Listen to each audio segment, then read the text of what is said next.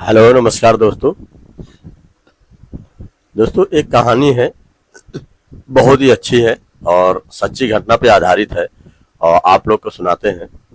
एक तांत्रिक बाबा होता है, वो जो है बहुत ही अच्छी दवाइयाँ बनाता था और उसमें जो है कुछ जड़ी बूटियाँ डालता था और कुछ अंग्रेजी दवाइयाँ उसमें डाल देता था, जिससे लोग बिल्कुल ठीक हो जाते थे और 2 ही 3 दिन में असर उनको चालू हो जाता था और बिल्कुल सही हो जाते थे। तो एक दिन होता क्या है कि एक सरपंच होते हैं और वो अपनी पत्नी को इनके पास लाते हैं और उनकी पत्नी जो है कुछ दिन बहुत ज़्यादा बीमार रहती है और डिप्रेशन में चली जाती है और उसको बड़े बड़े झटके आने लगते हैं। जब वो बड़े बड़े झटके आने लगते हैं तो उसको दवा कोई असर नहीं करती है, तब उसे पता चलता है कि वो तांत्रिक बाबा जो है कोई ऐसा दवा देता है कि लोग 2 ही 3 दिन में ठीक हो जाते हैं। तो ये क्या करता है कि अपनी पत्नी को लेके वो तांत्रिक बाबा के पास जाता है और जाने के बाद जो है वो तांत्रिक जो है कहता है कि ठीक हो जाएंगे, आप परेशान मत होइए, लेकिन जो है जैसे मैं कहता हूँ इनको पूजा करने पड़ेगी और मेरी पूजा कम से कम 30 मिनट तक चलती है और वो पूजा में जो मंत्र कहता हूँ वो मैं नहीं कहता हूँ, एक डेक में धीरे स्लो म्यूजिक में बजाया जाता है, उसके बाद मैं जप करता हूँ। तो आपको बाहर बैठ के वो जप करना पड़ेगा, इनको मेरे साथ वो कमरे में जाना पड़ेगा और तभी मैं उच्चारण करूंगा और आप लोग उसको भी ध्यान से देखिएगा और उस उच्चारण को करिएगा। तो इस पर से जो कुछ सरपंच बोलते नहीं है, कहते हैं ठीक है बाबा, हमको ठीक होने से मतलब मेरी बीवी ठीक हो जाए। तो जाता है और जाने के बाद जो है कुछ जड़ी बूटियां उनको देता है और जब वो सरपंच की बीवी जो खाती हैं, उनका नाम नीलम रहता है, और जब वो खाती हैं खाने के बाद उनके 15 मिनट बाद जो है वो दवा असर करने से चालू हो जाती है और उसके बाद जो है उनको जो है पूरी गर्मी हो जाती है शरीर में।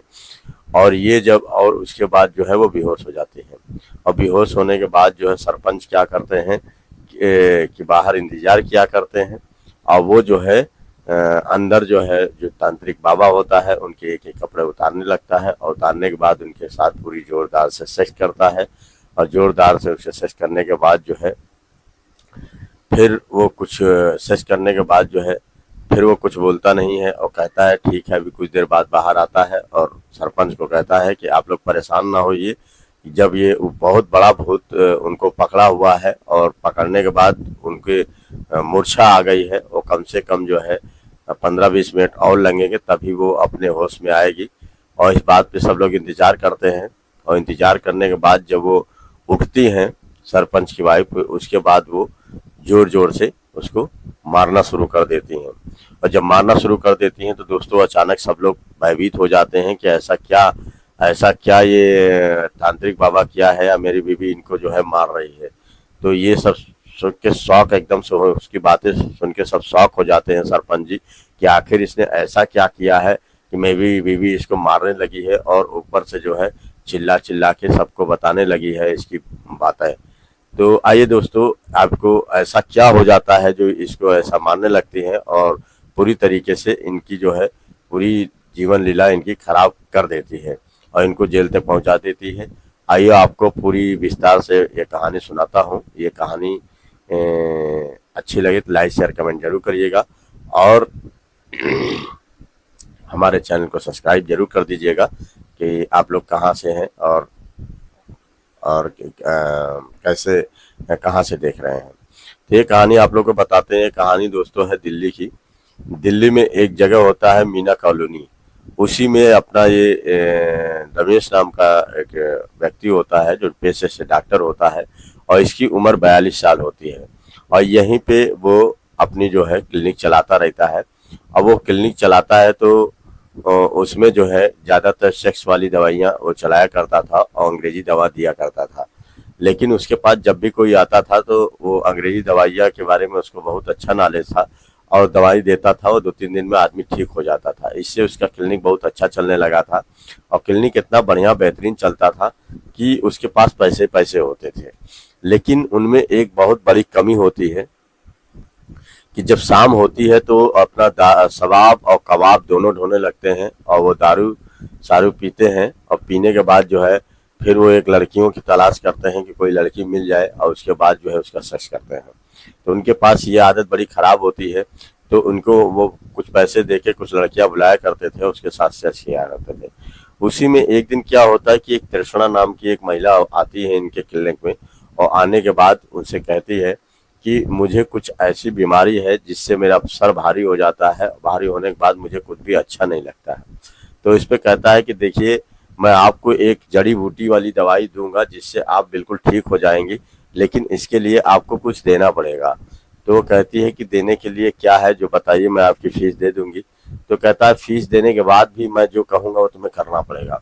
तो कहती है कि ऐसा क्या है जो मुझे करना है? कहता है कि मैं एक तुम्हें तांत्रिक विद्या जानता हूँ जिससे मैं कुछ मंत्र पढ़ूंगा, आप बिल्कुल से सही होने लगेंगे। तो वो कहती है इसमें ऐसी कोई बात नहीं है, ठीक है आप करिए, मुझे कोई आपत्ति नहीं है।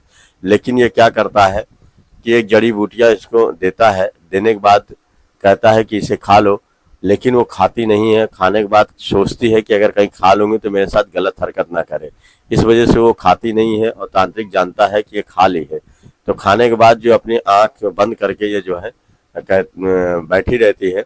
और बैठने के बाद तांत्रिक सोचता है कि शायद इसको पूरी दवा वो असर कर गई होगी, इसको जो है नशे और बेहोशी की हालत में हो गई है। तब वो उसको हाथ इधर उधर सहलाने लगता है और उसके कपड़े धीरे धीरे उतारने लगता है।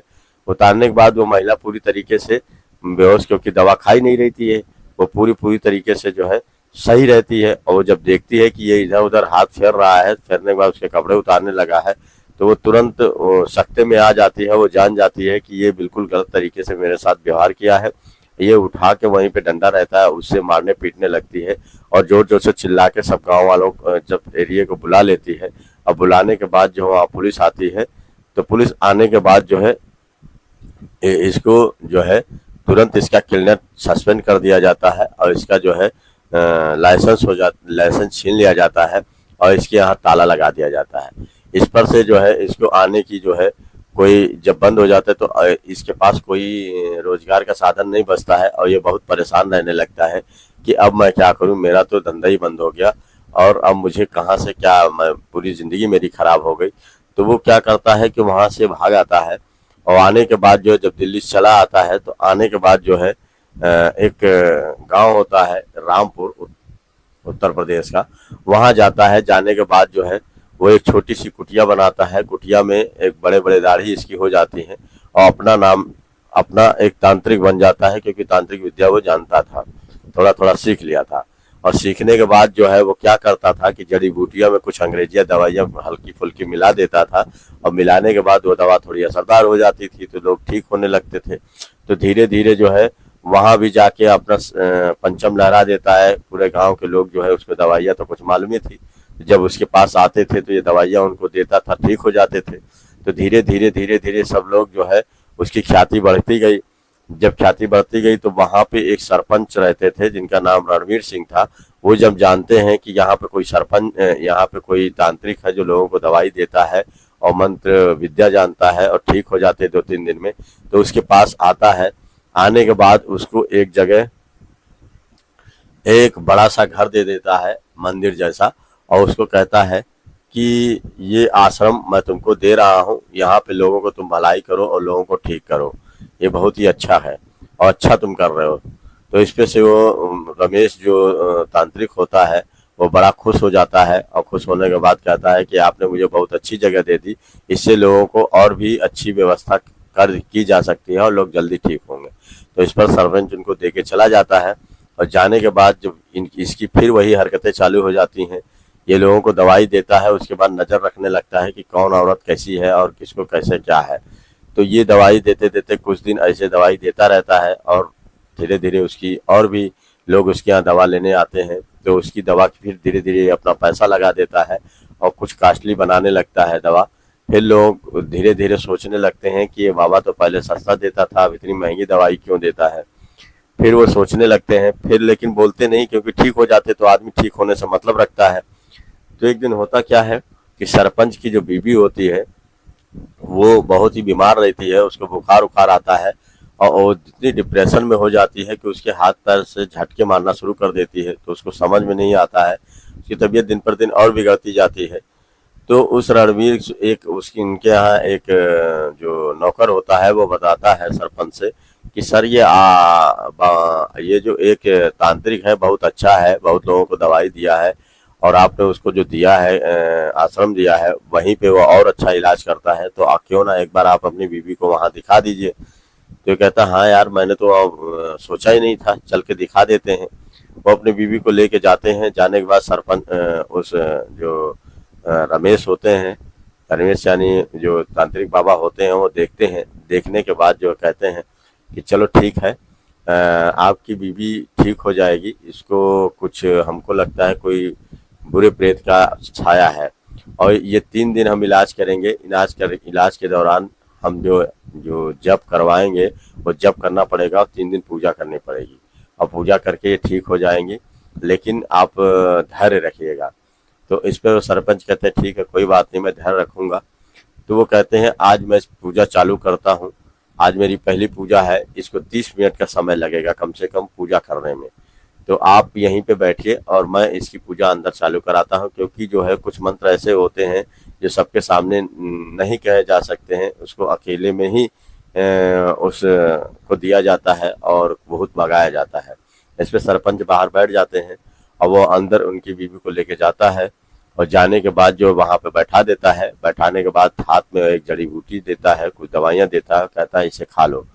तो जैसे ही वो दवाई खाती हैं तो उसके बाद जो है 15-20 मिनट बाद उस दवाई का असर होता है, और वहीं पे वो जो है मूर्छा हो जाती हैं, बेहोश हो जाती हैं। बेहोश होने के बाद ये फिर धीरे धीरे उसके सारे कपड़े उतारने लगता है, और वो देखते ही मुग्ध हो जाता है, क्योंकि बड़े बड़े उसके वक्षस्थल रहते हैं और गोरा बदन रहता है। तो देख के बड़ा खुश हो जाता है, और उसके बाद जो है उसके साथ जोर जोर से सेक्स करने लगता है, और उसको इतनी जोर से सेक्स करता है कि उसकी पूरी पूरी तरीके से मजा आ जाता है। आने के बाद फिर वो बाहर आता है, और आने के बाद सरपंच से कहता है देखिए मैंने पूजा इतना किया था, इस पे इतना भयंकर भूत आया।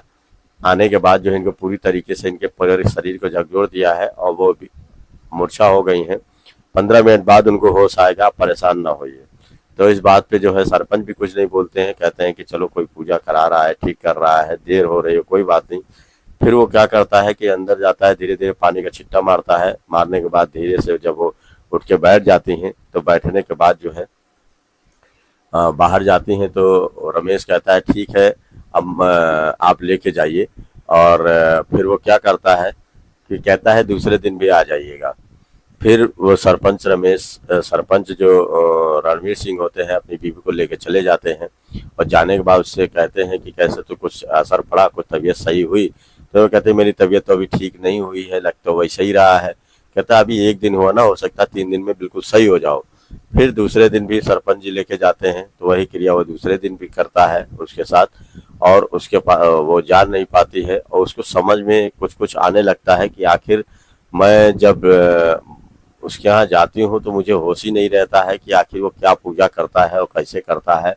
और मेरे साथ इतने प्राइवेट प्लाट में इतना दर्द होने लगता है कि आखिर वो ऐसा क्या जड़ी बूटियाँ देता है, और कि मेरे प्राइवेट पार्ट में दर्द होता है, और पूरा जो है मेरा शरीर जो है पूरा हिल जाता है, और मुझे कमजोरी सी आने लगती है।